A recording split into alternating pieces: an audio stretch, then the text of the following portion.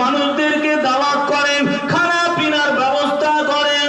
হযরত ইমাম শাফি হুজুর আমার জানিয়ে দিলেন, হযরত ইমাম শাফি হুজুর আমার বললেন, হাসরের ময়দানে সিদ্দিক, শুহাদা, এমন করে সালেহিনদের কাতারে আমার আল্লাহ তাকে দাঁড় করাবেন।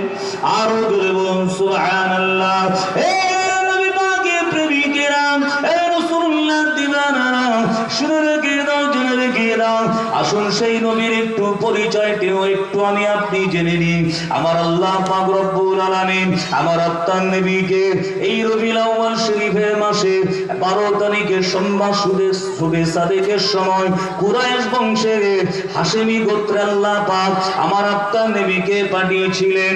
নবী পাকের আব্বা জানের নাম হলো আপনার আব্দুল্লাহ, আব্দুল্লাহর আব্বার নাম হলো আব্দুল মুত্তালিব, আব্দুল মুত্তালিবের আব্বার নাম হলো হাশিম, হাশিমের আব্বার নাম হলো আব্দে মান্নাফ, আব্দে মান্নাফের আব্বার নাম হলো কুসাই, কুসাইর আব্বার নাম হলো কিলাব, কিলাবের আব্বার নাম হলো মুররা, মুররার আব্বার নাম হলো লুয়াই, কাব, কাবের আব্বার নাম হলো লুয়াই, লুয়াইয়ের আব্বার নাম হলো গালিব, গালিবের আব্বার নাম হলো ফিহির।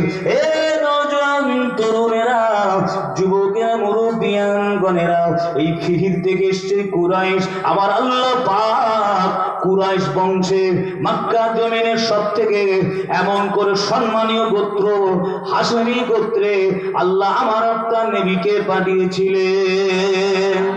আরো জোরে বলুন সুবহানাল্লাহ। এ নবী পাকের প্রেমিকেরা, এ রাসূলুল্লাহ দিওয়ানারা, বেশ কয়েক বছর আগে এমন করে যখন কেন্দ্র সরকার বলল এনআরসি হবে, 66 সালের এমন করে রেকর্ড পর্চা বের করতে হবে, তোমাদের বাপ দাদু, তার বাপ এমন করে তুমি যে ভিড়েতে আছো এটা কার নামে আছে একবার দেখতে হবে। তাই মানুষ সমালোচনা করেছিল রাস্তাঘাটে, দোকানে, বাজারে, বলে দাদুর আব্বার নাম কি?